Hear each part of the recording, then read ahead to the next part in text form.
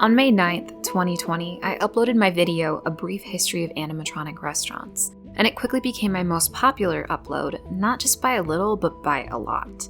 And despite this popularity, I felt almost immediately like I had more to say, not only about all of the animatronic restaurants I couldn't fit into the original video, but also about how things have changed since it was uploaded in 2020.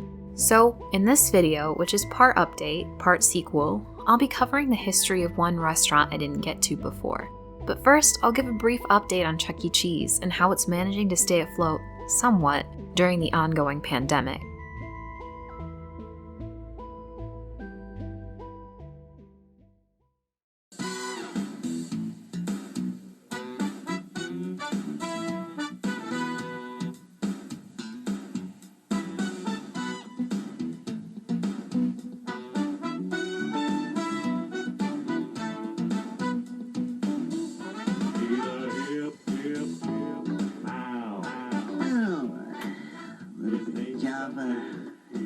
Start the day off right. It's gonna be a long one. He's got the moves, and that's a fact. He ain't holding nothing back. He's a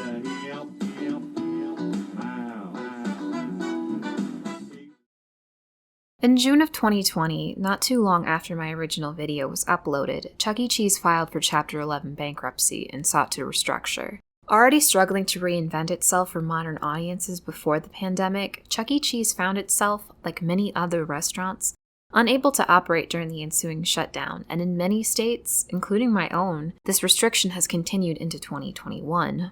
My local Chuck E. Cheese, situated right in the busy parking lot of a Target, off of a high-traffic street, was empty. Party tablecloths pinned in the windows with desperate writing on them, begging people to order takeout. These tablecloths remained after the location finally folded in July, originally not part of the announced closures from Chuck E. Cheese corporate, but gone nonetheless. I was able to get some footage of the closed location and peek through the windows, and while I couldn't get a very clear look at the stage, Munch's electronic keyboard, formerly Fats Geronimo's keyboard back when the location was a Showbiz Pizza, was in view, though the rest of the animatronics were seemingly missing. This location already had a reputation, with fights breaking out inside the building, as well as a rise in violence in the surrounding area. That, coupled with a new trampoline park opening right across the street, meant that the days were already numbered for this smaller Chuck E. Cheese location, and its original crew of well-maintained animatronics, filmed in great working condition as late as February 2020, were never going to be enough to save it.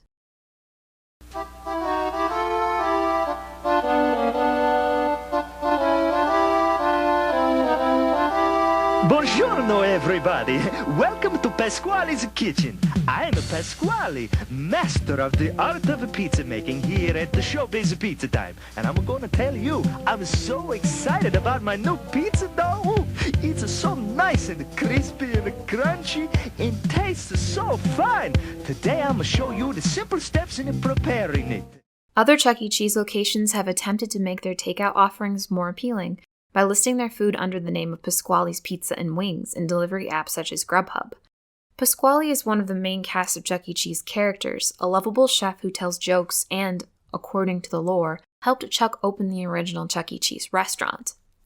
I have become an unwilling expert on the lore. Chuck E. Cheese corporate assured buyers that Pasquale's was a separate business, operating as a ghost kitchen, or a restaurant that rents kitchen space from another restaurant and only offers delivery, and that the pizzas from Pasquale's had a thicker crust and a different sauce when compared to Chuck E. Cheese's regular pizza. While reviews for Pasquale's are fairly decent, people felt somewhat cheated by the experience, thinking they were ordering from a locally owned pizzeria. Also, you can't order unicorn churros from Pasquale's, but you can get unicorn churros when you order directly from Chuck E. Cheese. You can also get birthday packs from Chuck E. Cheese, so you can feel just a little bit special on your birthday, even though you spent the last year of your 20s in quarantine, and you have to celebrate your 30th birthday alone. With the pandemic continuing on into 2021 and the United States vaccine rollout falling behind, many businesses, primarily restaurants, are struggling. High-contact locations that cater to children, such as play places, sports complexes, and trampoline parks, have been unable to operate in many states for almost a year, and even in states where they're allowed to be open, revenue is down due to widespread unemployment. And while Chuck E. Cheese has managed to wiggle its way out of yet another bankruptcy, there have already been other casualties, and the number of remaining animatronic pizza restaurants in the United States continues to dwindle. Animatronics are difficult to maintain, difficult to program, and difficult to repair, and while there are some very dedicated people out there learning how to program and restore these older show animatronics, many businesses have not been able to keep up with their care. It's more affordable to replace them with costume characters, or even to simply remove all musical entertainment and instead concentrate slowly on arcade revenue. The majority of these restaurants were unable to make it through the 90s, let alone through the unpredictable economy of the 2000s. However, there was one animatronic restaurant that managed to barely hang on, in some capacity, until 2013, and that was Major Magic's All-Star Pizza Review.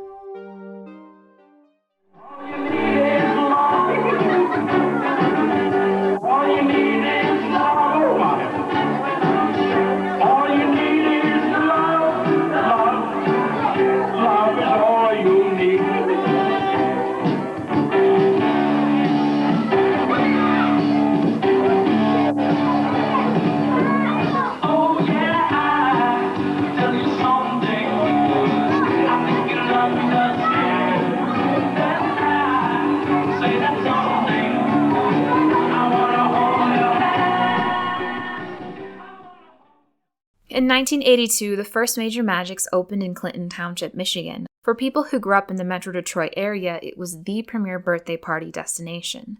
Like other similar restaurants at the time, it had arcade games, it had pizza, and it had its own animatronic band called the Rock and Roll Rebellion. This band featured characters such as Sergeant Pepperoni, Rock the Croc, Barbara String Band, Major Magic himself, and many more. Compared to other animatronic restaurants, the band's roster was fairly large, which was a potential nightmare for upkeep and maintenance. Because of this, future locations would sometimes only feature the main performers, or even incorporate recycled animatronics from other failed restaurants to cut costs, such as one location that utilized an old Fats Geronimo figure from Showbiz Pizza. As I was never able to visit Major Magic's while it was opened, I asked my friend Christine what she remembered about the chain from her childhood, and this is what she had to say.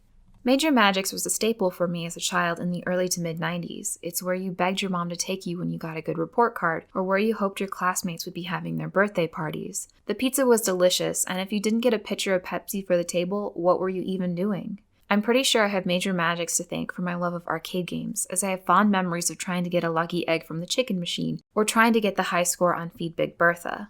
The thing I remember most about Major Magic's is exactly what you'd expect, the animatronics. I thought the Rock and Roll Rebellion band was the coolest thing ever, especially Sergeant Pepperoni, the huge saxophone-playing walrus. But while I loved the band themselves, there was also a stage full of huge anthropomorphic musical instruments that absolutely terrified me as a kid. I remember begging my mom to stay on the opposite side of the showroom because something about a talking drum with a face just really didn't sit well with me.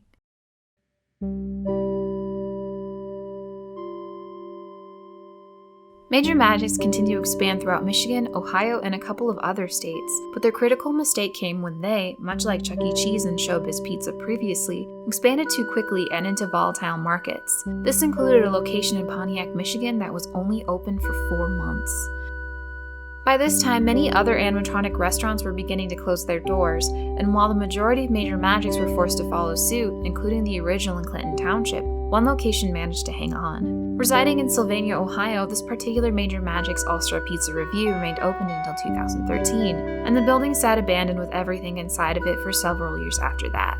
In 2017, entrepreneur Dennis McDonald purchased the old animatronics and other assets from the shuttered Sylvania location. He then teamed up with several former Major Magic's producers, as well as Sparks Pinball Museum, one of the largest pinball arcades in the Midwest, and began the process of opening a new location. After several years in which the original animatronics had to be repaired and reprogrammed from scratch, McDonald finally made the announcement everyone had been waiting for. 70s, early 80s, places like Chuck E. Cheese and Showbiz Pizza were becoming very popular in different parts of the country. Around here, you'll recall the popular place was called Major Magic's. It disappeared a few years back, but as Ida Tedesco shows us, its popularity could be making a comeback. This announcement was made in January of 2020. Heightened states of emergency across the nation as a number of coronavirus cases soars above 3,000. Tonight, elected officials taking unprecedented measures to keep people safe. While the world was rocketing ever closer to a full-blown crisis event, the new Major Magics opened in late February of 2020 to fairly decent reviews. Some guests were unimpressed by the number of games and the quality of service. Others were eager to take their kids to see the refurbished Rock and Roll Rebellion animatronics. Initially, it seemed like the business was off to a good start and would hopefully grow as the owners figured out the best ways to improve the experience and expand their offerings. However, this return would be unfortunately short-lived. In mid-March, only weeks after Major Magic's reopening, the state of Michigan went into full lockdown due to the coronavirus pandemic. As part of this lockdown, restaurants had to shutter their interior dining rooms and could only serve takeout, drive-thru, and delivery. Businesses like arcades, due to their high-contact nature, had to close completely. This left the brand new Major Magics in a tough spot, as much of their revenue came from gaming cabinets, and their food, while seemingly passable, wasn't something customers were seeking out for delivery.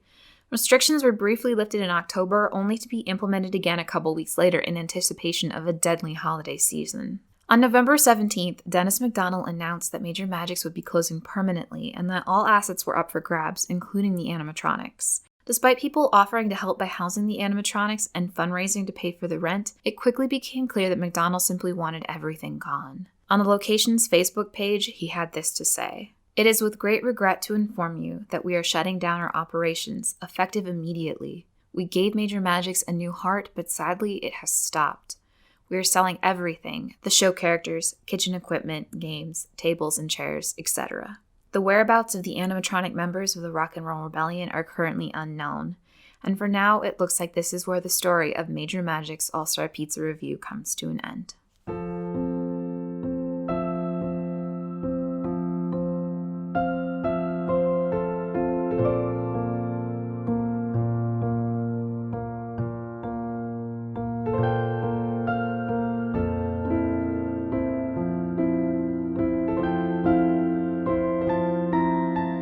Animatronics were introduced into pizza arcades, initially as an afterthought, a convenient solution for bored parents, but somewhere along the way they bloomed into a very bizarre phenomenon. There were dozens of these restaurants that came and went, their stories and histories lost to time. Tex Critter's Pizza Jamboree, Gadgets featuring the Looney Tunes Review, Circus Playhouse, Major Magics, Bullwinkle's Restaurant, and many more. Once the initial convenience of a looping show featuring fake actors wore off, the difficulties that stemmed from this technology became more and more apparent. These figures were often made from latex, which degraded quickly if not properly maintained, and could melt in high temperatures or beneath blurring stage lights. Their movements were dictated by air running through rubber tubes, which were susceptible to holes and breakages that degraded their performance. Fake fur had to be washed, set pieces painted, new show tapes produced and programmed to keep things fresh. As competition grew from other animatronic restaurants, and with the rise of large-scale children's play places in the 90s, the genre, as a whole, is almost extinct. Nowadays, these animatronic characters have found new life, both in the hands of dedicated people who refurbish and carefully restore them, and as new fodder for the horror genre. Perhaps, with things slow to return to normal during the pandemic, this is how restaurant animatronics will be remembered. As the children who experienced these places firsthand grow older and have children of their own, the younger generation will learn about these locations through parody, through horror movies and games, and through YouTube videos like this one. But they will be remembered. And maybe that's all we can ask for.